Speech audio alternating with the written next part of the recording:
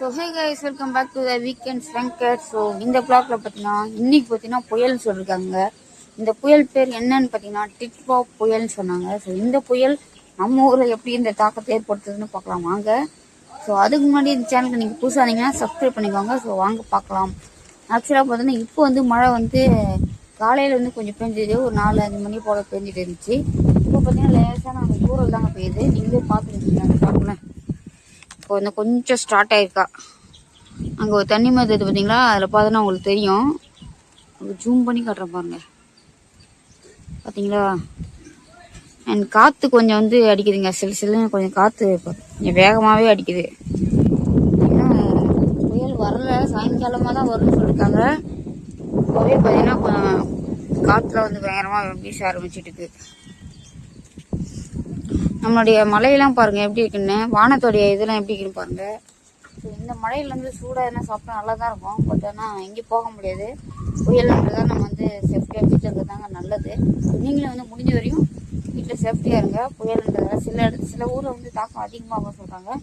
அந்த மாதிரி ஊரில் கண்டிப்பாக தயவுசெய்து வீட்டில் சேஃப்டியாக இருங்க. வெளியில் எங்கேயும் போகாதீங்க. இப்போ நாம் வந்து இப்போதைய தூரல் தான் மழை வந்து விட்டுருக்கு. சரி, மொட்டை மழை எப்படி இருக்குன்னு பார்க்கலாம் அப்படின்ட்டு தான் வந்திருக்கோம்.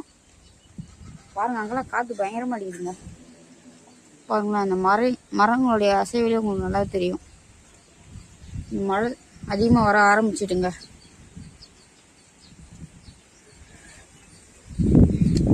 அது அங்கே தெரிஞ்சு பார்த்தீங்கன்னா அங்கே தான் வந்து ஆறு இருக்கு. அந்த சைடில் போனோம். ஆற்றுல பார்த்தீங்கன்னா இப்போ தண்ணி வந்து அதிகமாக வர ஆரம்பிச்சிருச்சு. காலையில் ஒரு ஷார்ட்ஸ் போட்டுருக்கோம், அதை போய் பாருங்க.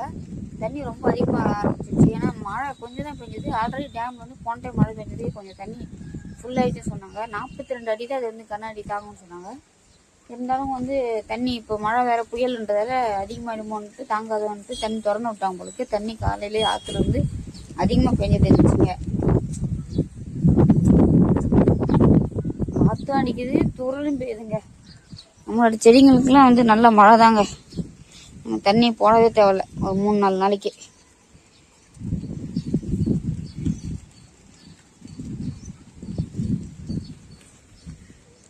நம்ம தெருவே வந்து இப்படிதான் இருக்கு. எல்லாரும் வீட்டுக்குள்ளே உட்காந்துருக்காங்க. ஏன்னா மழை வருது இல்லை, எங்கேயும் போக முடியாது. காற்று சரியான காற்று அடிக்குதுங்க.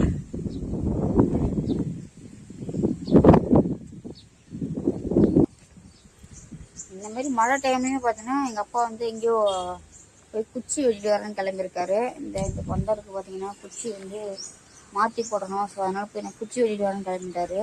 இன்னும் வரல அவரு. வீட்டில் நீங்கள் ஸ்கூலுக்கு லீவ் விட்டாங்க, எல்லோரும் பசங்களாமே அக்கா பசங்களாமே வீட்டில் தான் இருக்காங்க. ஸோ அதனால் இன்றைக்கி ஒன்றும் ரொம்ப வந்து இதுவாக இருக்காது. மழை நாள் மட்டும் கொஞ்சம் சேஃப்டியாக இருக்கணும். தூரல் ஸ்டார்ட் ஆகிடுச்சு. இதுக்கு எனக்கு தெரிஞ்சு இந்த புயலுடைய கண் பகுதி இனிமேல் தான் வந்து வந்திருக்கு அப்படின்னு சொல்லுவாங்க. இனிமேல் தான் ஒன்று நினைக்கிறேன். ஏன்னா அப்படி தான் இருக்குது இந்த ரியாக்ஷன். இப்போ வர மழை அப்படியே லேசாக இந்த சைடில் வந்து மழை வீசிட்டே இருக்குது. காற்று வந்து பார்த்திங்கன்னா பயங்கரமாக வீசிட்டு இருக்குது. சரி, ஓகேங்க. நீங்கள் இந்த விளாக் பிடிச்சிங்கன்னா சப்ஸ்கிரைப் பண்ணிக்கோங்க. பி கேர்ஃபுல், சேஃப்டியாக இருங்க வீட்டுக்குள்ளாரே. புயல் சொல்கிறாங்க, ஜாக்கிரதையாக இருங்க. பாய். அடுத்த